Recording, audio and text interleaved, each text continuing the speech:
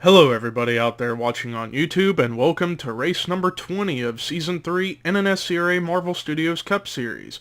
I'm Levi McIntyre, the voice of the NNSCRA Marvel Studios Cup Series, here to welcome you to the Pennsylvania 400 here at Pocono Raceway as we're getting set for 24 laps of racing here at the Tricky Triangle. Now before we look at the starting lineup, we have to take a look and see how the point standings look coming into the race today. So after last week, at Road America, James Qualls leads the points by 10 points over David Rivera. Third is Dylan Jacobs. Fourth, Charles Sanford. Fifth, Dylan Young. Sixth, Joshua Sekuli. Seventh, Johnny Gardner. Eighth, and our pole setter for today, Matt McIntyre. Ninth, Zach Flickinger. And then 10th is Emmanuel Hardnett. Right now, the two wildcard drivers currently would be Rafael Leduc and Jessica Shelton. Currently would be the two wildcard drivers for being the highest outside the top 10 in points that are in the top 30 in points. And we are getting closer and closer. In fact, after this race, only 6 races left and also an LCQ race before the chase. Now, let's take a look at the starting lineup. Starting in the last row is James McLeod and Chris Michaels. Top 10, Matt McIntyre is on the pole. Starting next to him is William Brock. Row 2 is Dylan Young, James Qualls. Row 3, Zachary Fitzwater, Kyle Matthews. Row 4, Seth Cole, David Rivera. And then row 5, Jessica Sheldon and PJ Williams. Let's go ahead and get the command to fire engines for the Pennsylvania 400 at Pocono. Drivers, start your engines.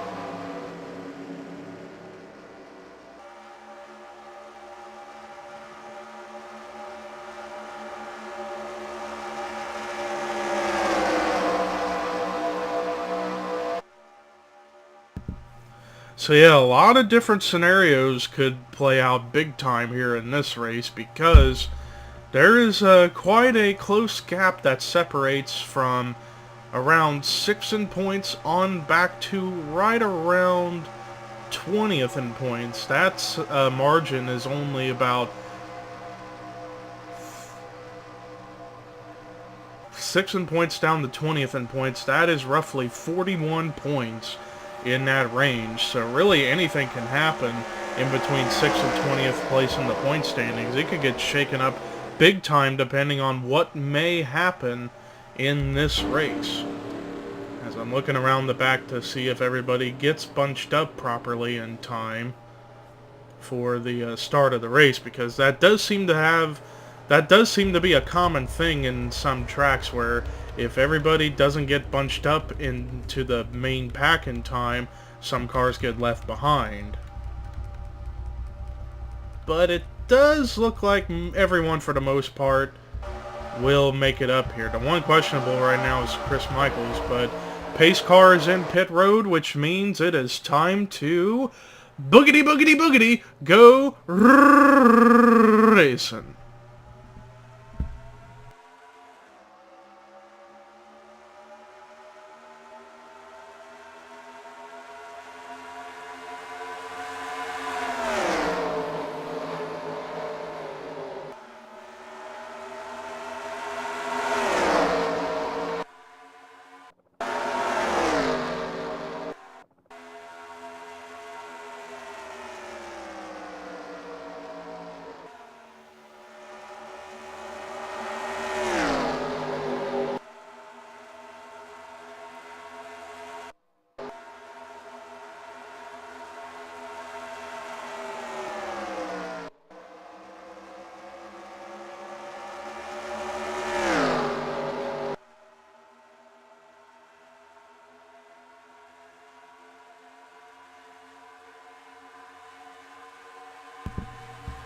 So William Brock was the one to lead lap number 1, but Matt McIntyre is right on the back bumper of the 01, as meanwhile a battle for third ensues between Dylan Young and Zachary Fitzwater. Dylan Young using the outside lane to clear the 91 for position, and now PJ Williams trying to hold off James Qualls for the 5th position, and Kyle Matthews coming up with a run underneath of his teammate Qualls for the 6th position. Seth Cole gonna try and follow suit as well. Battle for the lead. Matt McIntyre with the run on the inside off turn 3, and he gets the spot, and the caution comes out. Oh, it looked like big damage for Johnny Gardner. Charles Jackson was in this. Same with James Shelley, and that looks like James McLeod was in it. And maybe even Preston Plord was involved in whatever this was. So it looks like a multi-car accident is what brings out the caution for the first time today here at Pocono. And speaking of which, we're going to go ahead and take a look at the replay of what did bring the caution out for the first time today here at Pocono. Well, this caution starts from teammates colliding and not giving each other enough room. Charles Jackson was kind of more or less like the meat in the sandwich between Dylan Thoreau and his teammate Benjamin Miles. And because of the contact between the 00 and the 55, it sends the 00 off for a slide, and then he's going to get hit right there by James Shelley. A pretty hard hit as that. And then watch as Johnny Gardner goes sliding through the grass. Hard hit into that inside wall and the opening part of the wall. That was a pretty hard hit, and then came back across the racetrack. But wonder what happens with the 51 of James McLeod. How in the world does he get damaged? He's side by side with Chris Michaels. Preston Plord's slow on the racetrack. I don't know if something's going to happen between these two. Let's see. Oh, it may very well have been. Yep. Preston Plord had no idea the 51 was right there when he was trying to get clear, and just came up and put them both hard into the outside wall, and McLeod took the worst of it, as you can tell from the front, the hood of the car being buckled up in a big way. So good chance quite a few cars are going to be done for today after this couple of miscues on the racetrack of cars not giving each other room, as well as drivers not being able to see what's in their mirror and whatnot. But let's go ahead and take you to the restart here at Pocono. Well, after that first caution, 3 cars are out of the race, and they include Preston Plord, James Shelley, and Johnny Gardner. But the top 3 stayed out. Everyone else pitted, so some pit strategy going down under caution. But we have a new leader. Tim Fiegel is the leader. Second is Austin LaPlante. Third is Jake Baskinger. Fourth is Matt McIntyre. Fifth, Dylan Young. Sixth is Zachary Fitzwater. Seventh, PJ Williams. Eighth is Jonathan Zorling. Ninth, DJ Curtis. 10th, William Brock. 11th is Kyle Matthews. 12th is Charles Sanford. 13th is Rafael LeDuc. 14th, Seth Cole. 15th, Chris Dollerton. 16th, Paul Minnick. 17th, David Rivera. 18th, Emmanuel Hartnett. 19th, Dylan Jacobs. 20th, Jessica Shelton. 21st, Anthony McCrory. 22nd, Joshua Sekuli. 23rd, Dylan Poteet. 24th, Sean Galligan. 25th, Phil Parker. 26th, James Qualls. 27th, Andrew Rich. 28th, Zach Flickinger. 29th, Joshua Collard, who's possibly going to get turned around, maybe not, by Pichu London, who's in 30th. There was some communication errors between those two. Anyways, 31st is Chris Michaels. 32nd, Ashland Boyd. 33rd, Mark Lane. 34th, Dylan Thoreau. 35th is Dorian Facepuncher. 36th, James McLeod. 37th, Trent Dunham. 38th, Benjamin Miles. And 39th, Charles Jackson. Pace cars in pit road. Green flag is back out, and it's 18 to go here at Pocono.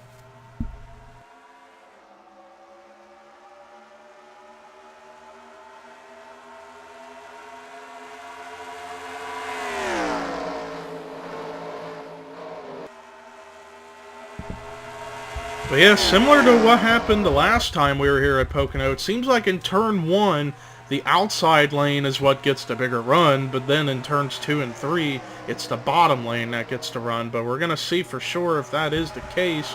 And indeed, Baskinger goes on by Dylan Young for the 3rd spot.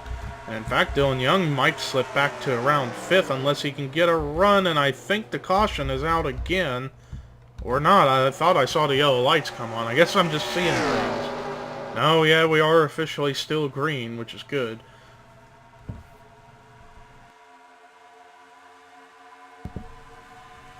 But yeah, Tim Fiegel hanging on up here at the front. In fact, these 3 up here, Fiegel, LaPlante, and Baskinger, were the ones that stayed out when everyone else came in the pit road under the caution.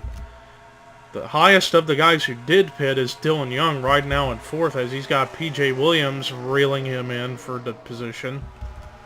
Matt McIntyre having a battle with right now with his teammate Jonathan Zorlane for the 6th position.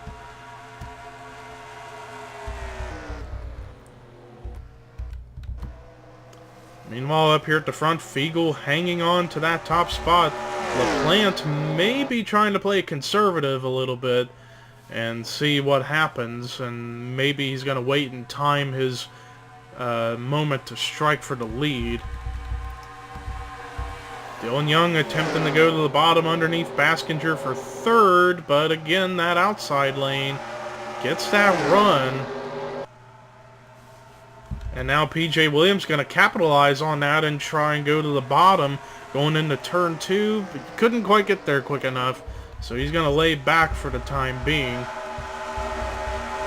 It's pretty much everything is turned single file for the most part, and now here comes Dylan Young trying to utilize the bottom underneath Baskinger for 3rd, and it looks like he is going to get the run and the spot. Great move right there going into turn 3 by Dylan Young for the 3rd position. But now P.J. Williams might try and challenge him for the spot, but as we've seen, the outside lane is what gets the run, and P.J. decides he's going to go back in line behind the 2. There you see DJ Curtis trying to utilize the outside lane on Kyle Matthews, and now look at Rafael LeDuc, who started, I think, around 20th position at the start of the race, and now he's found himself up here in the top 10 roughly, and I think he just moved up to 9th now with that move on Kyle Matthews. Is up here the top 2 is still the same, Fiegel and LaPlante. LaPlante may be trying to help Fiegel out a little bit in terms of saving gas by being in the draft, because it does seem whenever you're in a draft here at Pocono, you can use the throttle a little bit less and save enough gas. Well, maybe not save enough gas, but save a little bit of gas for a later run to maybe make it a one more stop race. At least for everyone else, but for Fiegel and LaPlante and even Baskinger, DJ Curtis is in pit road. That could be a sign that everybody has to come into pit road at some point. But Fiegel and LaPlante and Baskinger, they're the ones who have who have been out here for the longest. But Fiegel running that bottom, I think he's coming in, and indeed he is. So he hands the lead over for the time being to LaPlante.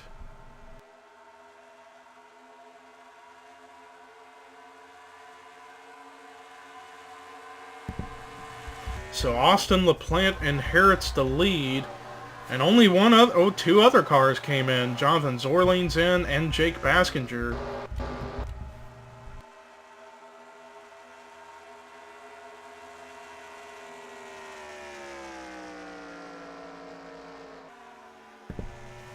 LaPlante has the lead for now, but Dylan Young and Matt McIntyre, they are not far behind.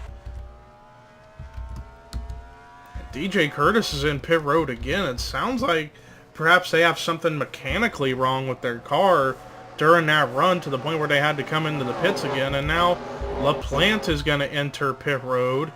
Anybody else going to follow suit? Oh, Dylan Jacobs and it looks like Sean Galligan, James Qualls all come in with him.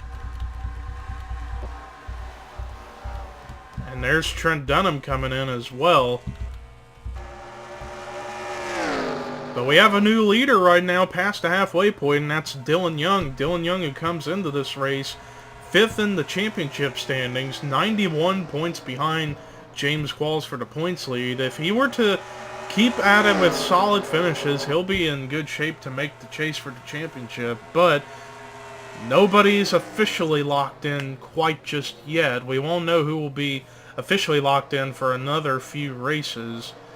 And now it looks like everyone else is going to come in, although a couple other cars going to stay out. Looks like Chris Dollarton, Rafael LeDuc are going to stay out, along with McCrory, Parker, looks like Hartnett, and Seth Cole all elect to stay out an extra lap.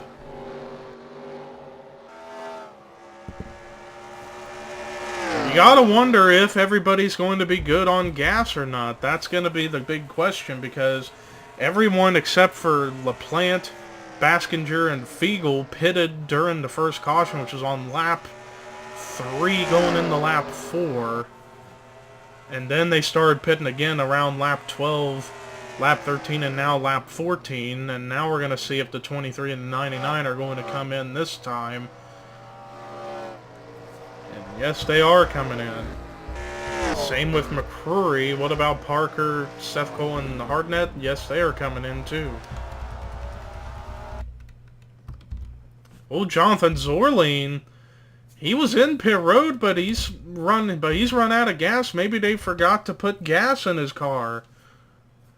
Luckily, though, he is closing in into pit road, so he can just coast it from here to get into his pit stall. But that is strange. Somehow, some way, the 88 didn't get enough gas or any gas in his car, and he ran out. And he has gone a lap down. Maybe that was what was happening with DJ Curtis. Perhaps they didn't get all the gas in his car. Oh, and Zorline is out of the race for no fuel. That is weird. That is the second time I've seen that happen in this series, where someone is out of the race because of no gas. And there's DJ Curtis. It looks like he's run out too. But his situation's a lot more dire. He's slow, and he's nowhere close to pit road. He's only going 20 miles an hour and slowing down gradually.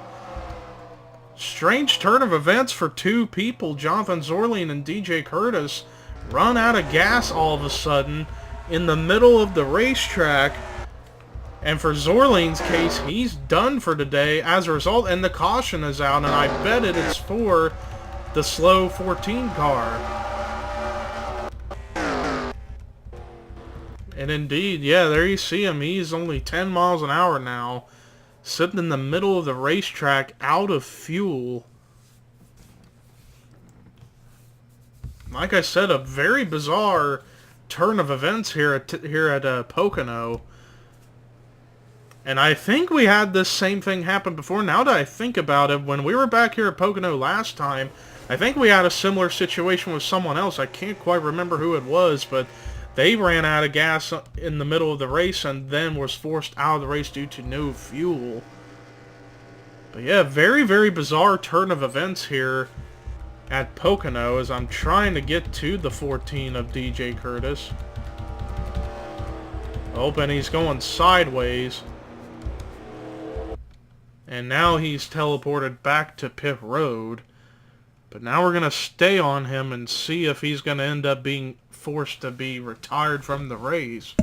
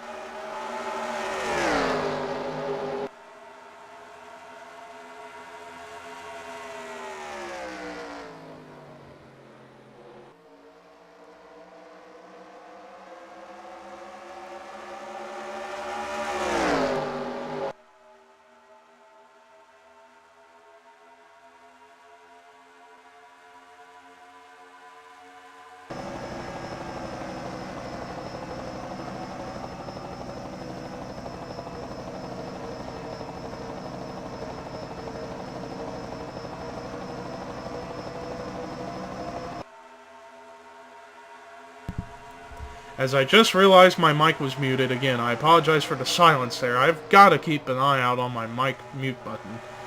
Like I was saying, I was freaking out about how LeDuc just had such a big run on the top two a little bit ago, being Fiegel and LaPlante, and now here comes LeDuc for the lead. Oh, and there's a crash, and I think that's going to end the race because we're coming to 3 to go. Oh, and a hard hit for Poteet, and whoa, up in the air goes Dollarton on his side, and now barrel rolled. Caution is out, and now more cars going to pile in. Collard gets clobbered. Same with Hartnett, a big crash off in the middle of turn 3, coming off turn 3, and it was 3 to go at the line, and LeDuc was the leader, and I don't think we're going to get to go back to racing, so the race may be finished now. Crazy accident to conclude the race, and we're going to go ahead and take a look at the replay of what brought the caution out for the third and final time today here at Pocono. Well, we may have a new rivalry on our hands between Emmanuel Hartnett and Chris Dollarton, because watch these two.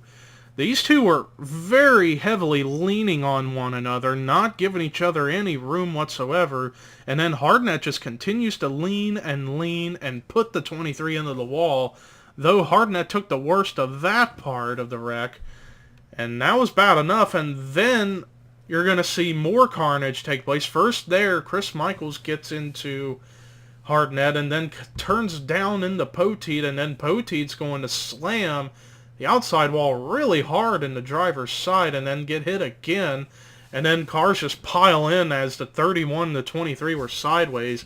Qualls, the points leader, took a pretty good lick in the outside wall. Fiegel went down pit road. Perhaps he had to short pit, and that was crazy in and of itself. And then here comes Hartnett into the picture, and watch as he clobbers in here. First into Flickinger, and then Collard was the one who really clobbered in there. Forced the 20 to go up in the air, and then the 43 to go up in the air, and nearly, well, no, he did flip over. And then Poteet took a lick from Sanford. I'm trying to figure out who that is. Oh, that's Baskinger. He was actually involved. So the big one struck here in the closing stages of the Pennsylvania 400, and it might have just caused the race to end under caution, as we're going to go ahead and take you to perhaps the white flag lap here at Pocono.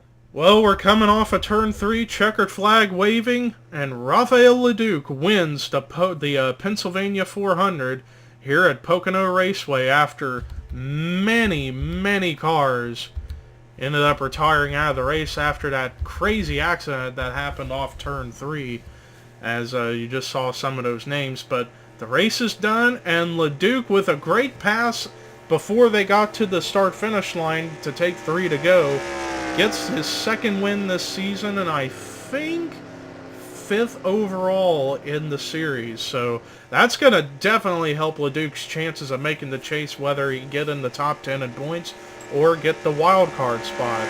So let's go ahead and take a look at the rest of the results. Austin LaPlante comes through, came close to winning, but gets a great second place finish.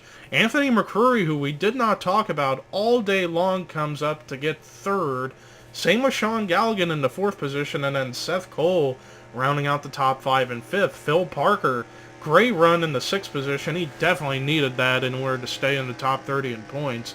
PJ Williams with a solid run in the 7th position. Dylan Jacobs with a great run in 8th. Could he potentially take the points lead over? I don't know. Depends on where Rivera and Qualls ended up finishing. Kyle Matthews finishes in 9th, and then rounding out the top 10 with a great run in 10th, Paul Minnick. Rest of the top 20 was David Rivera, Joshua Cooley, Dylan Young, Matt McIntyre, Zachary Fitzwater, Andrew Rich, Mark Lane, Charles Sanford, William Brock, Dorian Facepuncher, and the rest of the cars that finished were Benjamin Miles, Pichu London, James McLeod, Dylan Poteet, Tim Fiegel, Ashland Boyd, and then everyone else was out of the race after all the chaos, and they were Dylan Thoreau, Jessica Sheldon, Zach Flickinger, Emmanuel Hartnett, Trent Dunham, Chris Michaels, Charles Jackson, James Qualls, Chris Dollarton, Joshua Collard, Jake Baskinger, DJ Curtis, Jonathan Zorleen, excuse me, Preston Plord, James Shelley, and Johnny Gardner. Well, that does it for our coverage here today at Pocono Raceway for the Pennsylvania 400. Next week, we go to Armory Digital Superspeedway for the Marvel Studios 500, the namesake race of the series. But until then, here are your results, rookie points and regular points heading into Armory Digital. And this is Levi McIntyre signing off.